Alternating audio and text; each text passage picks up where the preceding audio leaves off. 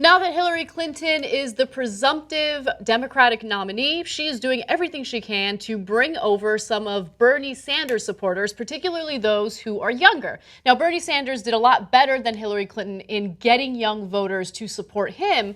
But what's interesting now is that the Hillary campaign is trying to rework her strategy so she can appeal to young voters.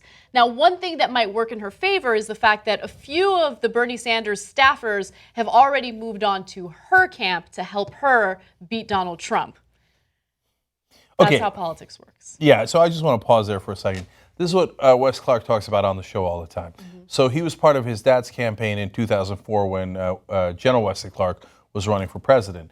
And he said, all these guys, not all, a lot of the folks who are staffers are professional staffers. Yes. And professional lobbyists and consultants, et cetera.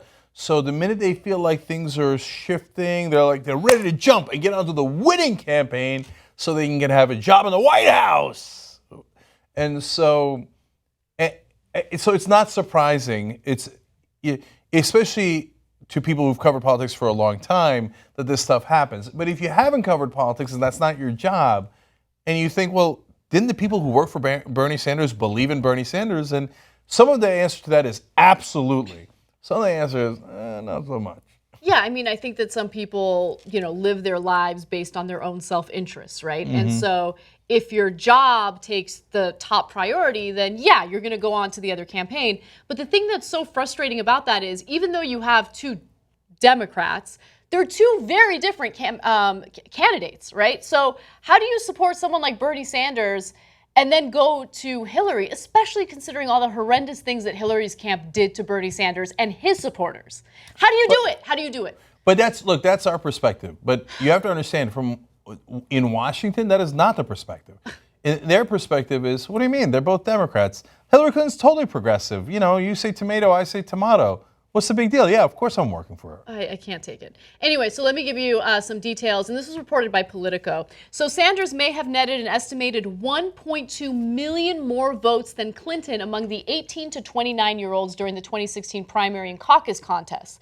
Now, Clinton's allies in the environmental, labor, and women's health communities are tapping into the same data, digital, and other messaging tactics that Sanders used to such great effect in galvanizing millions of millennial supporters. Talks are ongoing between both campaigns about how to deploy Sanders later this summer and fall as a Clinton surrogate.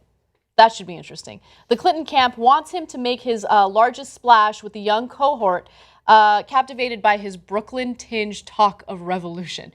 So this is another thing that drives me crazy, right?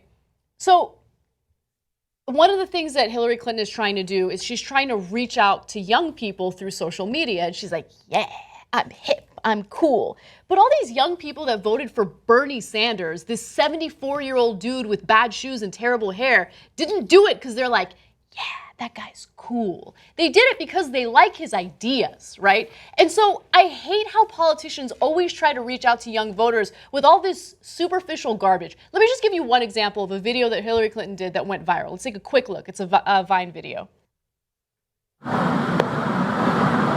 I'm just chilling in Cedar Rapids.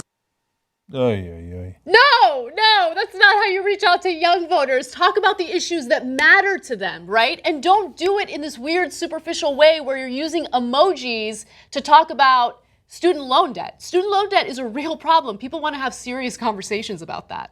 Oh, sad face emoji on student debt. Okay, they can't understand it, Anna. No matter how many times we yell at them, they can't understand it. So let me just break down two of the things that Anna just mentioned. One is they're taking that data and digital and other messaging tactics and they're bringing it on board to the Hillary Clinton team.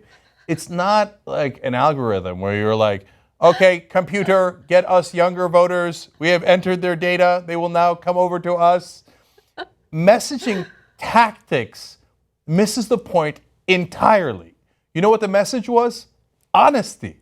The reason why people like Bernie Sanders, despite the fact that he was a rumpled 74-year-old guy, it wasn't. And I say despite because everything's in Washington like, why do they like that guy? He's not a smooth politician, right? And he's not. If only if he was better looking or younger. No, you missed the point. The point is he screams authentic. Exactly. A guy who's been fighting for that same message for 40 years because it wasn't a tactic. It was what he actually believed. So you think you're going to do some data inputting on his messaging tactics and get the same result? That's not how it works. Yeah, there's a common theme among what millennials like. It happens in media, like the news they consume, they like authenticity. It happens in the type of advertising they consume. They like authenticity. And it certainly happens in politics. They don't want a smooth operator, right? They're not looking for someone who's polished. They're not looking for someone who's going to talk about strategy and who's going to look at data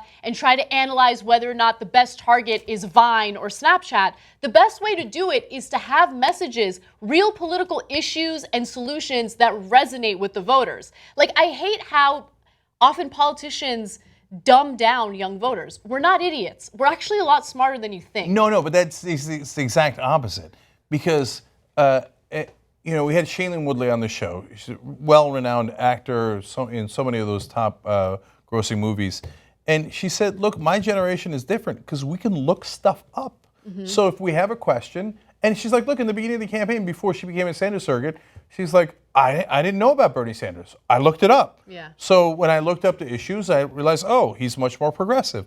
On TV, you can't look something up. You only get what is fed to you through the boob tube. That's what they used to call it, which is always funny, right? So they just feed it into you. Here, take this. This is the establishment messaging tactic we have for you, right? But in the online world, it doesn't work that way. I don't have to take the message you gave me. I'm not arguing against data analysis. Of course I'm in favor of that, and you should do that to get out the vote and to figure out who you need to convince. Of course I'm in favor of that. But the whole mindset is wrong. And so that leads to the last point I wanted to make. His Brooklyn-tinged talk of revolution. Now, what a weird thing to say. What does that mean? Why did they say it that way? See, Bernie Sanders is from Brooklyn, and a lot of hipsters who are young happen to live and work in Brooklyn now. So hence, his message is Brooklyn-tinged. Dude, Bernie Sanders is not a hipster. It's hilarious. Okay, that is not why people like him. But they can't figure out it's the policy. Because they, in Politico and in Washington, to be fair to Politico, they're covering it, right? And in all the establishment and the Hillary Clinton campaign, they've never lived in a world where policy matters. It's all how do I trick people? How do I get them to vote for me even though I'm not going to do what they want me to do, right? Yes. It's true for the Republicans. It's true for the Democratic establishment. So they're like, oh, I got it. Let's do, he did Brooklyn-tinged campaign. Let's be hipsters. Oh No! There's not a single person who was like, oh, man, did you know Bernie's from Brooklyn? He's so hip.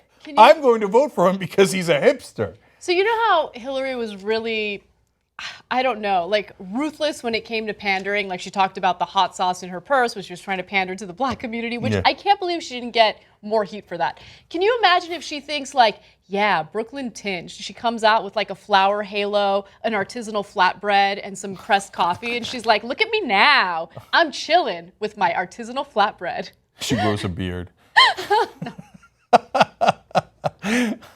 No, but don't think that at some point, and I'll say it right now, okay, that on some Hillary Clinton stage, you won't see people who are hipsters, who look like guys with beards, that are well-groomed, skinny jeans, whatever. You will see those guys because they think it's all about the messaging.